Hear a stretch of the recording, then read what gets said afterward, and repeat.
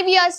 వర్షాకాలంలో దోమల బెడద బాగా పెరుగుతుంది. దోమలైతే చాలా ఎక్కువగా కనిపిస్తాయి. అయితే దీని కారణంగా మీరు త్వరగా మచ్చలు, దద్దుర్లు, అదేవిధంగా మలేరియా, డెంగ్యూ వంటి అనేక వ్యాధుల బారిన పడతారు. అయితే దోమలను తరిమి కొట్టేందుకు ప్రజలు రకరకాలుగా ప్రయత్నిస్తూ ఉంటారు. వర్షాకాలం వచ్చిందంటే చాలు దోమలు, ఈగల బెడద అయితే మొదలైపోతుంది. దీనికోసం చాలా మంది రసాయన మందులు కూడా వాడుతూ ఉంటారు. కానీ ఈ మందులు తరచుగా దుష్ప్రభావాలను కలిగిస్తాయి. కాబట్టి దోమలను సులభంగా ఇంటి నుండి తప్పించేందుకు ఈ రెమెడీస్ గురించి ఈ రోజే ఇప్పుడే తెలుసుకోండి. కాబట్టి మీరు వంటగదిలో సులభంగా కొనగలిగే ఈ నివారణల గురించి ఖచ్చితంగా తెలుసుకోవాల్సిందే. అయితే దోమలను తరిమి కొట్టేందుకు వెల్లుల్లిని ఉపయోగించవచ్చు. వెల్లుల్లి వాసన దోమలు మీ చుట్టూ చేరకుండా చేస్తుంది. అయితే మీరు దోమలను తరిమి కొట్టడానికి వెల్లుల్లిని కోయండి. తర్వాత బాటిల్లో నీళ్లు నింపి అందులో వెల్లుల్లి వేసి నీళ్లు పోసి కలపాలి. ఇప్పుడు ఆ నీటిని చిలకరించాలి. ఇలా చేయడం వల్ల దోమల బెడద అసలు ఉండదు. ఇంకొకటి కర్పూరం. కర్పూరాన్ని ఉపయోగించడం ద్వారా మీరు దోమలను తరిమి కొట్టొచ్చు. దీనికోసం ఇంటి తలుపులు మూసి కర్పూరం వెలిగించాలి.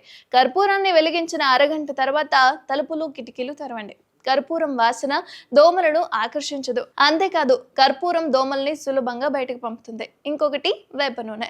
ఈ సింపుల్ ట్రిక్ తో మీరు దోమలను కూడా తరిమి కొట్టొచ్చు. దీనికోసం వేప నూనెను చర్మానికి పట్టించుకోవాలి. అయితే మీరు దీన్ని నేరుగా అప్లై చేయలేరు. అయితే దీనిని నీటితో కలిపి మీ చేతులకు, కాళ్లకు అప్లై చేయండి. వేప నూనెతో దోమలు పారిపోతాయి. అంతేకాదు నిమ్మ, లవంగం ట్రిక్ కూడా ఇంకొకటి ఉంది.